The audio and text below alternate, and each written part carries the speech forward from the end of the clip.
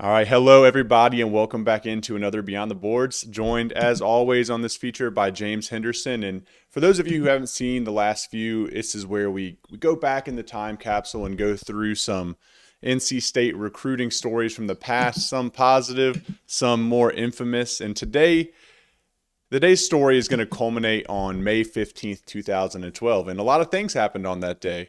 The MLB All-Star game got announced for Citi Field. There were several. LeBron played the Pacers. I looked and researched that. And then also, Okay. James Henderson made a trip up to Pennsylvania to see the commitment ceremony of one Amile Jefferson. So, James, I know we'll get to the end of that story. So, we're going to do a classic film thing here and start at the end, go back to the hmm beginning, and we'll eventually catch up. So, Amile Jefferson, though, he was a McDonald's All-American level recruit. Someone State was on. What do you remember most about that recruitment before what ultimately happened? Yeah, we'll discuss the D-Day here in a little bit, right? But I I am obviously Emil, we all know, goes on has a great career at Duke, and I was a huge fan of Emil Jefferson coming out of high school. I viewed him as like the type of player as a coach you love, right? I've coached basketball for years now. You coach as well now, Jake. And you know the type of player I'm talking about when I say a coach's player.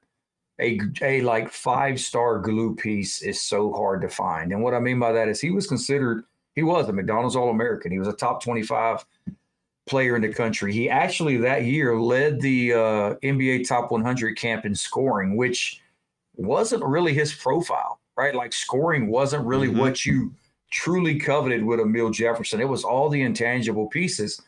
And so he was one of my favorite recruits coming out of high school just because rarely do you find that five-star recruit who best profiles as a glue piece. And it certainly lined up well with NC State because if you remember in that recruiting class and that recruiting cycle, they had already had commitments or I think signed Rodney Purvis, Tyler Lewis, and TJ Warren, three McDonald's All Americans. So they were looking for the first time in program history to sign four McDonald's All Americans, which covering NC State, that, like I said, that'd be the first time ever. Rarely do you got three. Hell, three might have been the first time ever, Jake. I don't know. Right. And so Mm-hmm. to be able to add a Mill Jefferson to that core, it was cooking in Raleigh. Right. Like that was peak recruiting. And I really wanted to cover this recruitment in this Beyond the Boards feature because it's very nostalgic to me because now it feels like recruiting has shifted to where rarely do you have recruitments like this anymore with twists and turns and true intrigue going into the decision. And we're talking about a player who I think he had narrowed it down. He was from the Philadelphia area. Obviously, Villanova was on the list with Jay Wright at the time, big time program. Kentucky was on the list, Duke and NC State. And everything behind the scenes had it down to NC State and Duke going into that announcement. But like I said, I was invested in covering it because I knew how invested NC State was behind the scenes. I mean, this was a player. Rob Moxley was the head assistant at the time in terms of recruiting Emil. And I mean, he was all in on Emil Jefferson's recruitment. Like if you go back to the summer when he was being recruited, I guarantee you there wasn't an AAU game he played where coaches could be at that Rob Moxley was not at. Like State, frankly, I think they out recruited Duke to even be in the position to land him. And then obviously you get to the day where he's got to announce his decision, and yeah, Oh you yeah. know how So that goes. let's take a small step back and think about heading up to the announcement. Like obviously Mm-hmm. the date gets set. You're making the decision to whether go and cover it or not. What kind of things were you hearing behind the scenes that kind of gave you the like, oh, okay, I'm gonna go ahead and make the trip for that one.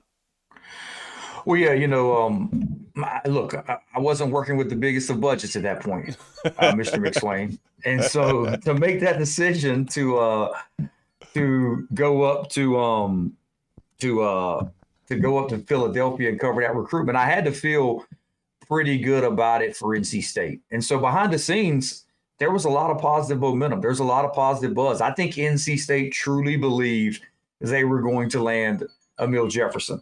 And listen, we don't make decisions or we don't go on trips like that and and cover recruitments like that as a writer covering a specific team if you don't feel that good about it.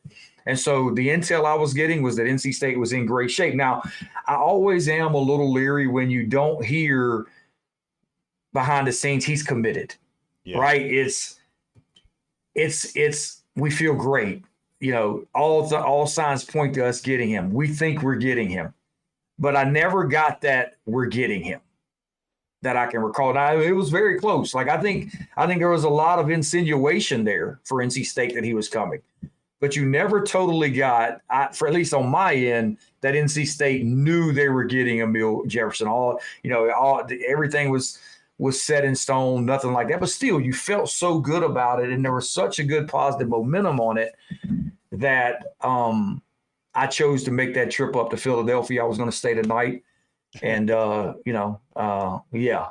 up not doing that. So at what point though? So you get there. Were you confident up until he put the hat on, or did you get any bad vibes like leading up to the moment? Yeah, it's funny. I tell people this story all the time and they laugh. So, you think when you going up to Philadelphia, it's it's PA, it's Philadelphia. There's rough parts of the town and city and all those things. A lot, like with all cities, downtown areas, whatever, that you think, okay, you're in rough part of town or whatever. But when you asked me, when did I start getting kind of that vibe that it might not be going NC State's way, was when I arrived at Friends Central School, which was Mills High School. And, I've covered a ton of NC State basketball games, and I've covered several over in Durham. And Jake, I kid you not, it felt like I was walking on Duke's campus. It felt like I was walking into Cameron Indoor Stadium. The layout of his school's campus, some of the buildings, I just kind of thought, it's weird. This feels like Duke a little bit, like just the vibe of the school, the campus. And I had no clue what the school was like going up there. I just knew Friends Central, had never seen it before, had never been there for a game, nothing like that. But it really and then you get up there and you find out it is a private school. It is a school that is very, very similar to Duke in layout and vibe. And endowment. I don't know. I just kind of started going, yeah. Okay. So were you the only NC State media outlet there, or were there other guys that you knew, or kind of how did that unfold afterwards? Yeah, we're discussing it 12 years later. But I do believe I was the only NC State media member there. And it's funny, I can, if you want me to give you the layout to how it went down, I can. There was places you could set some mics to record audio. Like I wasn't filming it at the time. I was recording audio, and I set my mic off to the side a little bit. And, I could still hear it, but it was kind of off to the side. And, he goes through and again, no clue what the announcement's going to be. I'm fully expecting it to be NC State. I'm expecting to get a sit down one-on-one interview with him after the fact. And I joke about it because a lot of times when you're in these situations, I'd called up to the school and, I told them I was coming, wanted details on time and location. And, I was flying in. This wasn't like a drive into I was flying in, had to get a rental car to go over there.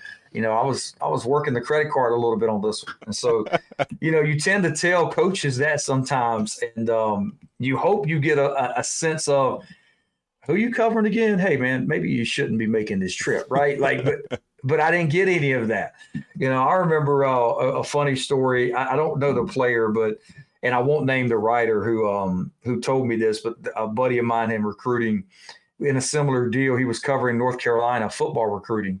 And he went up to DC to cover a player, and had called, didn't call ahead of time, just went up, and a similar deal, thought Carolina felt good, thought they were in good shape, blah, blah, blah. And he gets up there and he meets the head coach, and he tells the head coach the publication he's with, and the guy just pats him on the back and just says, "Man, I wish you would have called." I wish you would have called. And he knew at that point, it wasn't going to go, Carolina's way. You're really like, as a media writer, you're not looking at it from going one way or the other. You're looking at it from the investment you made into it, the time you invested into it, right? Like, yeah, as an NC State alum, was I bummed that Amile Jefferson didn't pick NC State? Sure, but I was more bummed that I wasted my time to go up there and Yeah. do all those things for it, right? I mean, that's something you could have figured out later. But yeah, so he goes through, and like I said, he's sitting there. They do the fam. I think his dad spoke, and then he makes his announcement. And man, I was so, like, I don't want to say shell shocked. I think I was 31, 32 at the time. I surprised because I really thought NC State was getting this guy. I just grabbed my mic and walked out. Like, and again, I didn't miss the final few minutes of it. You break it down and you've got team player, other media members are doing one-on-ones and all those things. I didn't need to stay for that. I got the recorder, walked out, drove back to the airport. I believe I tried to find, I was able to get a flight out that night. I didn't want to stay around any longer. Yeah, it was one of those. I mean, that to me I learned a lesson that day. I learned a real lesson that day in terms of covering recruiting and trying to be as sure as I can be before making decisions to fly and cover them. Because, like I said, we were running tight budgets at the time, and you need to make the right decisions on that. But yeah, it was a big loss for NC State for sure, because I truly believe he was the type of player. I think he was at Duke, a 4-year player. And you kind of had that sense. That was the other thing I liked about Amile, is this was one of those guys as a 5-star recruit who you didn't view as an early entry NBA guy. You're right. You're familiar with him as a player. You Yeah. thought this He was was a going to be a tweener. Like real he was college. 6'8", like Yeah. kind of big. It wasn't a stretch necessarily. Like he was just kind Mm-hmm. of be a dog, man, and that's kind of what he did.